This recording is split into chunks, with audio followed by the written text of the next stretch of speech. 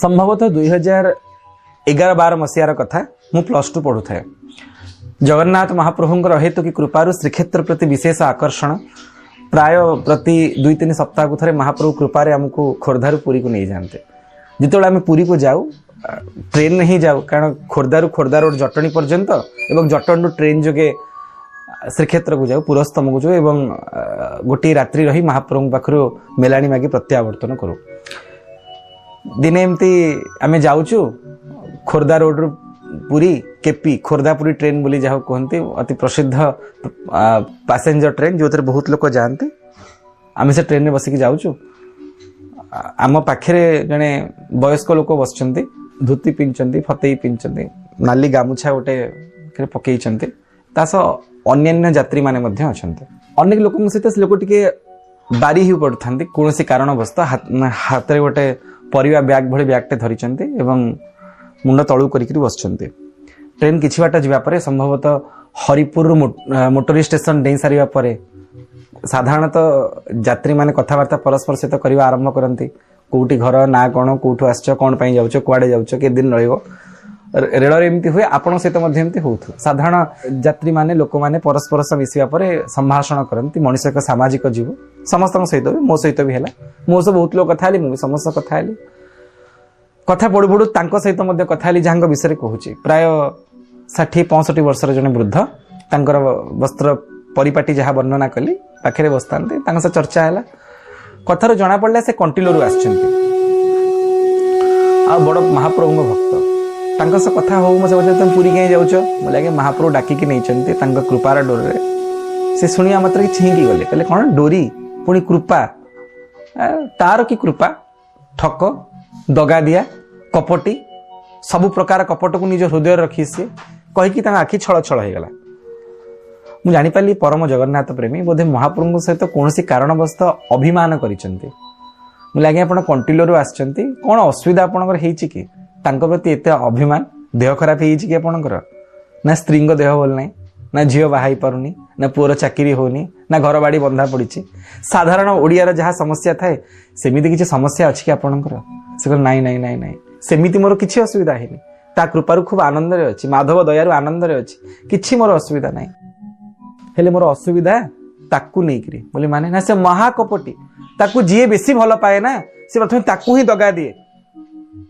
मोर कौन मन आज्ञा मुझे संभाली कहले महाप्रभु विषय से एमती कथा कहते मुझे भावटा से पर्यंत बुझी पार न मुझे अच्छा क्या से कपट कले कि बेसी भल पाई ताकू दगा देइचंती ना बाबू शुणव जो विश्वावसु ताकू एते मन दे भल पाउथला अरे मोरी मूलकर रजा विश्वावसु सबरपल्लीर कालियापल्लीर नीलमाधव केते भल पाउथला कहल ता प्राणर प्राण परा थिले सी समस्त लुचेक परम गोपन करी तांकू रखिथिला आ से विद्यापति केते कष्टरे दर्शन करैथिला नेकरी बाबू भाबिल जेते बेले विश्वावसु शालपत्र जामु कोली आ महानदी जल नहीं पहुंची थी आ गला बेलू नीलमाधव नथिबे जो गुंफारे से प्रत्येक दिन सेवा करुथुव अर्चना करुथुव मुंडिया बारुथुव लुह ढालुथुव कोह अजाड़ी दउथुव हेले गला बेलू शालपत्र जामुकोली नहीं जाइए हाथ में पानी नहीं जाइए तार धन तार मणि तार प्राणर प्राण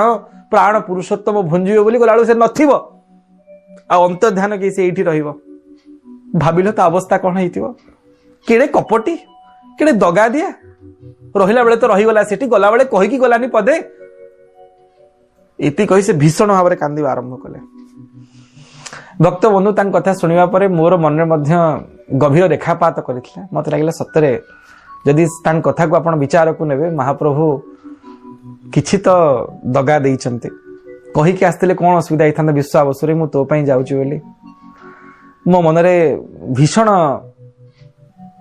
खेद सृष्टि है एवं तापर मु पुरस्तम रे पहुंचली जो भाव रे मु घरु पुरी आइली से भाव मोर रहिलानी से भक्तंकर कथा सुनिबा परे पुरे पहुंचली सी अलगा हो गली मु अलगा हो गली तापर से गले महाप्रभु को दर्शन करिया पई मु भी गली प्रभु को दर्शन करिया पई प्रभु को देखिला पर मत लागिला महाप्रभु कपट करिचंती विश्वावसुंग सहित मोर मो निज मन रे जण कपट भरी करी अछि त महाप्रभु पाखरे कपट देखा गला मते ताकू नहीं गोटे गीत से समय लिखी एवं से गीतर से पुरे लिखे आरंभ होता है पुरे ही से तीन पद समाप्त होता से गीत थिला या बोली महाप्रभु मने की पड़ुनी विश्वावसुर आखिरे आखिए लुह ललिता मुहर अकुहा कथा को मनर कोटिए कोह केमिति पड़िव मने श्री क्षेत्र श्री भूलेई देलानी तमको चकानय। हे महाप्रभु आपणकर से विश्वावसुर आखिरे आखिए लुह कौन मने नहीं ता झील ललिता केते आनंद रे आपन को भल पाए सबुदर माल आपण पई गुंथिकी जोगाए कौन प्रभु भूली गले आपण कंद फल बण फूल भूली प्रभु अबढ़ा अन्न रे आस सेठी आपण कंद फल खाउथिले बण फूल देहरे मंडी होउथिले ताकू भूली गले अबढ़ा डाली खाइबा आरंभ कले कंद फल बण फूल भूली प्रभु अबढ़ा डाली रे आस भूली गल कि हे सरल मनर कोटिए श्रद्धा विश्वास केते सरलिया लोक कहले से माने थिले विश्वास दिने आपन किछि मागिछि अरे आम भलिया कपटी लोक एते जटिल लोक नीति गले आपण पाखरे जंजाळर गंठिली भाडी दोछु महाप्रभु आपण सरलिया को छाड़ी करी जटिल लोक को आसिले कोन पई आहे विश्व चिंतामणि केउ चिंता रे तो हजी गल पुणी नील कंदरर मणि हे विश्व चिंतामणि आपण को चिंता रे हजी गले केमिति ललिता विश्वावसु सबरं को छाड़ी के एठी रहिले प्रभु सरलता को छाड़ी जटिलता को काहे कि आपण ग्रहण कले मनरे मोर खेद उठिला। तृतीय पदरे महाप्रभु प्रार्थना कली प्रभु नीला चले लीला लगे शांते सबु किछि पासोरिल पंडा पढ़ियारी मेଳରେ रहीन भकत मन मोहिल आज भी झुरे ललिता केबे बा फेरिबो तानील माधव से लागी जाळे बलिता मते लागिला आज भी से भक्तर कथा को सुनिबा परे ललिता अपेक्षा करिकि अछंती प्रतिदिन दुआरे बलिता बसौछंती केबे तांकर नील माधव फेरिबे किंतु ना ई जाहाकु थरे कंट करिकि जानती ओ फेरंतीनी गोपरे कहि कि आसीतिले मु 2 दिन रे फेरिबी फेरिले कि सोह पर सोहबा फेरिले हजार हजार गोपी कृष्णर विरह मले से नाई आसिलेनी दशरथ कही गले जाऊची बापा 14 वर्ष रे फेरी आसी मते अपेक्षा करिकि फेरिले अयोध्या उजुड़ी गला पछे फेरलेनी विलंब रे फेरले दशरथ आउ नाहंती ये जहा को कही कि जानती मु फेरबी बोली से फेरंतनी महाकपटी शेखर मो मन रे एमिति भाव सृष्टि हेतिला। जगन्नाथ तो दयालु कपट को तो दूर करिवे देखंतु निर्मल मन जन सो मोहि पावा मोहि कपट छल छिद्र न भावा से ही वर्ष अणसर बेलू को जाइछि महाप्रभुंकर दर्शन करिवा पई। दर्शक बंधु मोर आपन को विनम्र निवेदन आपण पुरी को जगन्नाथ दर्शन करिवा पई केबे जानतु कि न जानतु अणसर बेले निश्चय जीव यदि प्रकृति आपण महाप्रभु भल पाउथिबे तांको दुख बेले आपण ठिया हेबे तले महाप्रभु बाधिक रे पडिचंती जोरातुर अछंती जर रे कंपुचंती श्रीअंग रे व्याधि अछि रोग अछि निश्चित ठिया हेबे जानिचंती जो बंधु दुख रे ठिया हुए से परम बंधु